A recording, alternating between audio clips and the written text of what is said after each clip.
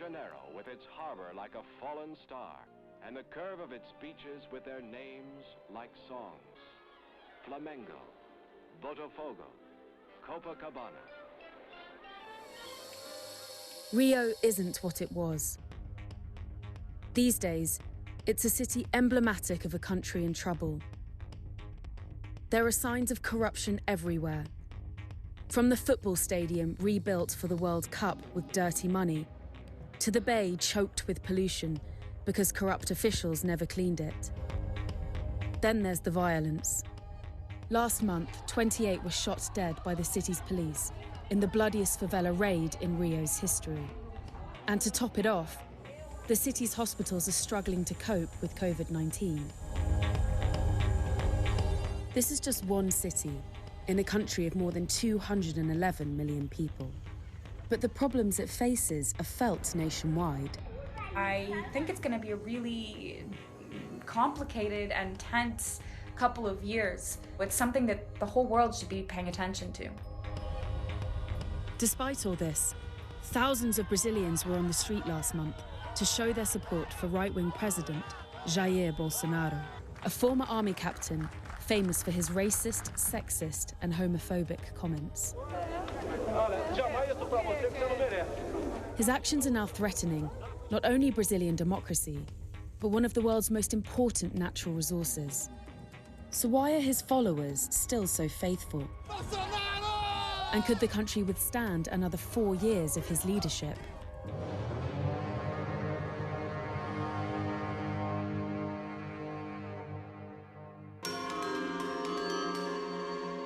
Coronavirus has taken a terrible toll on Brazil. In April, the country suffered the highest rate of COVID deaths of any nation on Earth. And many blame President Jair Bolsonaro for letting it get this bad. He famously dismissed the virus as nothing more than flu that wouldn't affect a strong man like him. No meu caso particular, pelo meu histórico de atleta, caso fosse contaminado pelo vírus, não precisaria me preocupar. And as hospitals ran out of oxygen, he refused to order lockdowns and even joked the vaccine could turn people into crocodiles. Bolsonaro's early response to the COVID crisis was to shrug it off, to say that, COVID wasn't a big deal. And of course, that hasn't proved to be true. And COVID has killed 1 in every 500 Brazilians. The number is absolutely catastrophic. Despite this, in the early months of the pandemic, Bolsonaro's popularity soared. This was because his government issued emergency payments to keep people out of poverty. It was one of the biggest welfare programs in Brazil's history. Without it, the number of people living on the breadline would have more than doubled. Whereas by the end of 2020, 1 million people had been lifted out of poverty. These policies led to almost godlike worship of Bolsonaro among some people.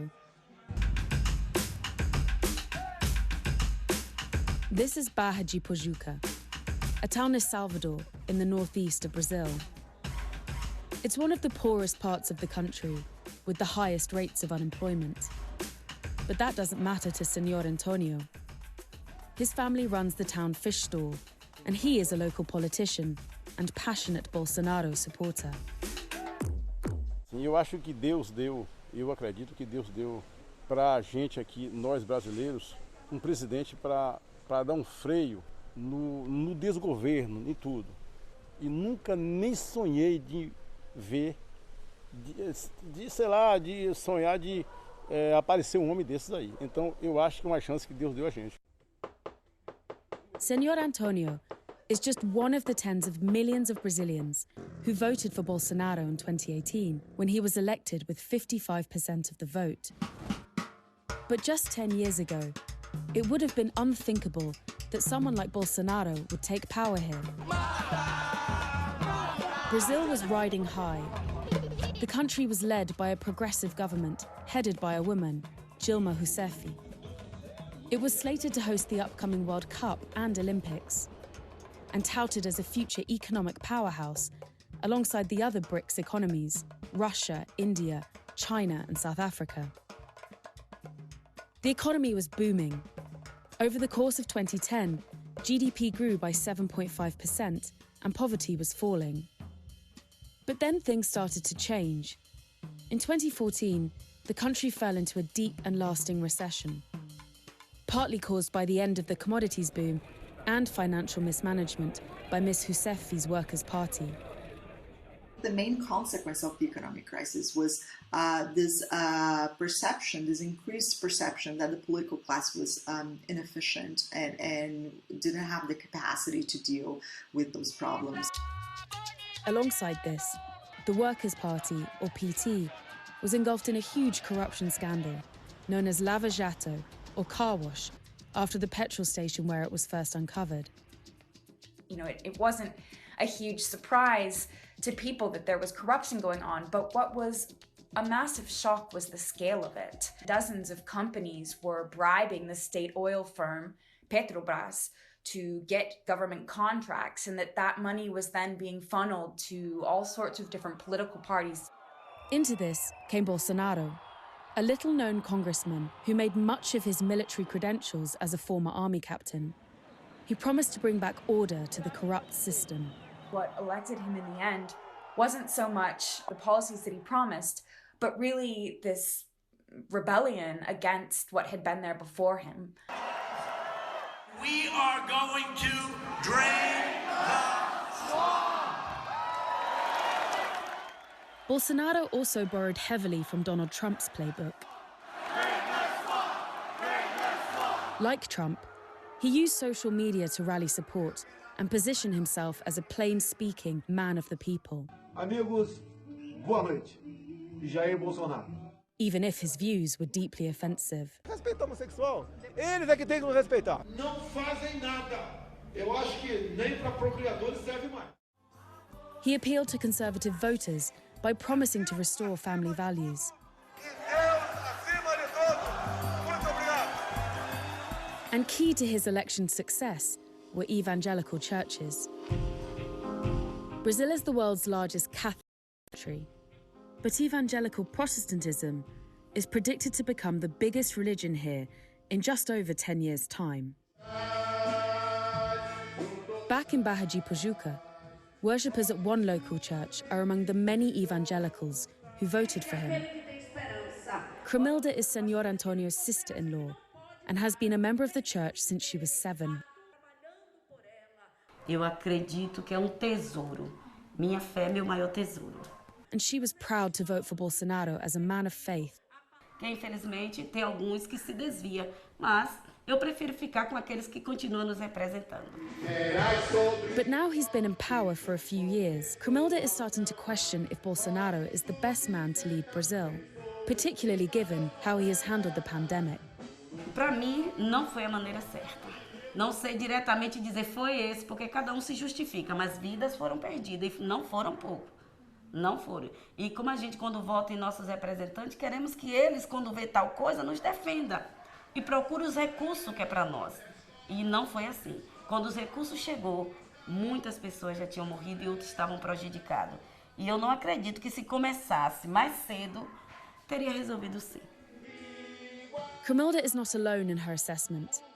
In recent months, Bolsonaro's popularity rating has dropped to below 30%, the lowest since he came to power. This is partly because the economic aid in the early days of the pandemic has now dried up. And the reality of Brazil's economic situation is setting in.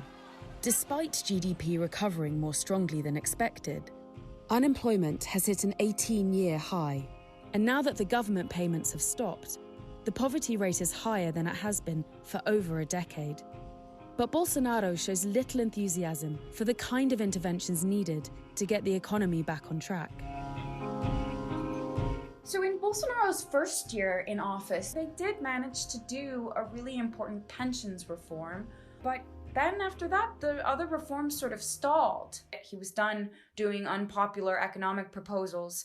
And so, you know, this whole economic agenda really just stayed on the table.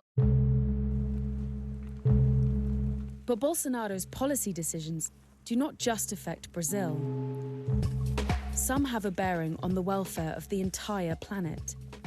Brazil is home to the Amazon rainforest. And although deforestation in the Amazon had been rising since 2012, it shot up when he took office. A lot of the damage that has been done, it's irreparable. He cut the budget of the environmental ministry. He, forced out a lot of the most competent staff. And then he also sent a really powerful message to people who are involved in deforestation, which was that it's okay with me. And the effect of that has just been catastrophic. His record on corruption is equally dire. 2 of his sons are being investigated for corruption. This has led him to abandon anti-corruption reforms and make deals with parties tainted by the Lava Jato scandal, in the hope this will save his sons from prison and himself from impeachment. The question is this damage that can be reparable? Is this, the kind of a situation that someone else can come in and sort of fix what he has broken? And I think that this is really the main question going forward. Brazil's democracy is still young, and there are positive signs that it will survive Bolsonaro. The country's institutions have managed to hold him in check. Congress and the Supreme Court have blocked some of his more extreme proposals, such as allowing gun-owning Brazilians to openly carry firearms. And the pandemic has left him looking particularly vulnerable. Congress is now investigating his handling of COVID-19, which could hurt Bolsonaro in the next election. And people are on the streets calling for his impeachment. I don't think Bolsonaro is going to be able to undermine democratic institutions in the country, because what we've been observing is that as he attacks democracy and opposes democratic institutions, he's getting progressively more isolated. He's having a really hard time governing. Bolsonaro has tried to shore up his power through the military. But they may soon have to choose between him and democracy. The next election in 2022 promises to be a political showdown, as Luiz Inácio Lula da Silva, or Lula, the most popular Brazilian president to date, has hinted he will run again. But Bolsonaro has already indicated that should he lose the election, he would not go quietly. And the events that played out on Capitol Hill earlier this year could be repeated in Brazil. When you ask, could what happened in the US at the Capitol building happen in Brazil? I think the answer is absolutely. And what we don't know is whether it would turn out the same way, whether in the end the democratic institutions would be able to sort of take control. So while Brazil has so far survived Bolsonaro's onslaught, the greatest challenge to its democracy may well be yet to come. And those on the ground are simply praying that things will get better. His legacy is going to be, a tragic one. I hope that it's one that Brazil can recover from, that, Brazilian institutions can start to pick up the pieces and heal from this. I think they will, but I think it's going to be a really complicated and tense couple of years. And, it's something that the whole world should be paying attention to. Hi, I'm Sarah Maslin. I am the Brazil correspondent for The Economist. If you would like to learn more about Brazil under Jair Bolsonaro, please click the link to my special report, and don't forget to subscribe.